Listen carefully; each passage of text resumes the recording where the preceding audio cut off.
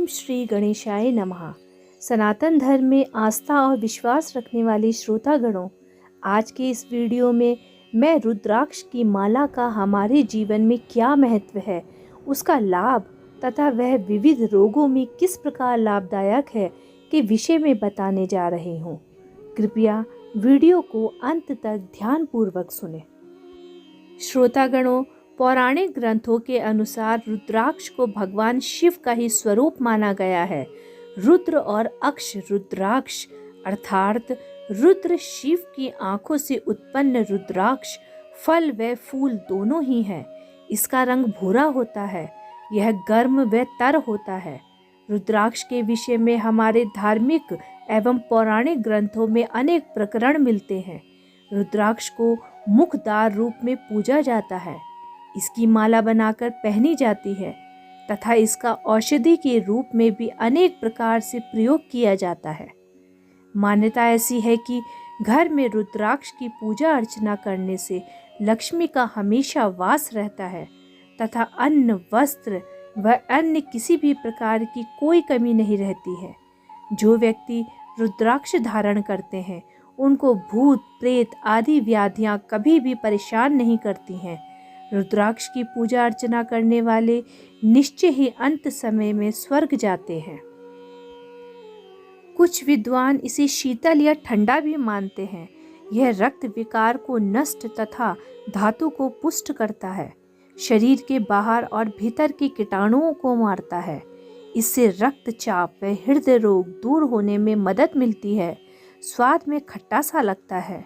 रुद्राक्ष को सभी मालाओं में सर्वश्रेष्ठ माना गया है तथा इस पर किए गए मंत्र जप आदि का फल भी सभी मालाओं पर किए गए जप से कई सहस्त्र गुना ज्यादा मिलता है, ऐसा हिंदू शास्त्रों में कहा गया है।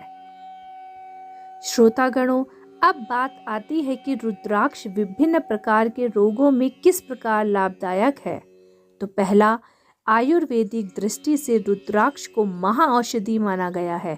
इसके विषय में कहा गया है कि यह उष्ण और अम्ल होता है, इसी कारण यह वात और कफ तथा अन्य रोगों का शमन करता है।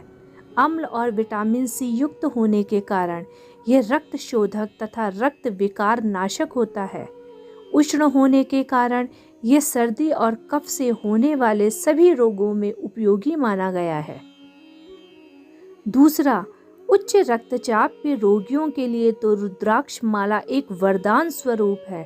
यह माला रक्तचाप को नियंत्रित रखती है।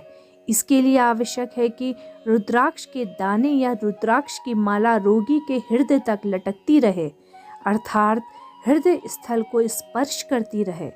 यह रोगों के शरीर की अनावश्यक गर्मी में खींचकर उसे बाहर फेंकती है।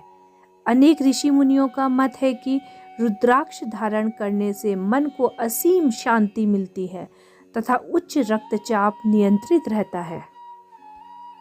तीसरा, रुद्राक्ष के दाने को पानी में घिसकर यदि विषाक्त फोड़ों पर इसका लेप किया जाए तो फोड़े ठीक हो जाते हैं।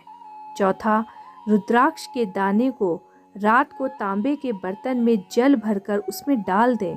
सुबह दानों को निकालकर खाली पेट उस जल को पीने से हृदय रोग तथा कब्ज आदि से बहुत लाभ मिलता है। पांचवा, रुद्राक्ष को दूध में उबालकर दूध पीने से स्मरण शक्ति बढ़ती है तथा खांसी में भी बहुत आराम मिलता है। श्रोतागणों, रुद्राक्ष, तुलसी आदि दिव्य औषधियों की माला धारण करने के पीछे वैज्ञानिक मान्यता यह है कि होठ व जीभ का प्रयोग कर उपांशु जप करने से साधक की कंठ धमनियों को सामान्य से अधिक कार्य करना पड़ता है, जिसके परिणाम स्वरूप कंठमाला, गलगंठ आदि रोगों के होने की आशंका होती है।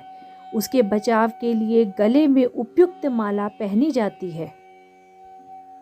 रुद्राक्ष की माला श्रद्धापूर्वक विधि विधानानुसार धारण करने से व्यक्ति की आध्यात्मिक उन्नति होती है, सांसारिक बाधाओं और दुखों से छुटकारा होता है, मस्तिष्क और हृदय को बल मिलता है, रक्तचाप संतुलित होता है, भूत प्रेत बाधा दूर होती है, मानसिक शांति मिलती है, शीत पित्त रोग का शमन होता है।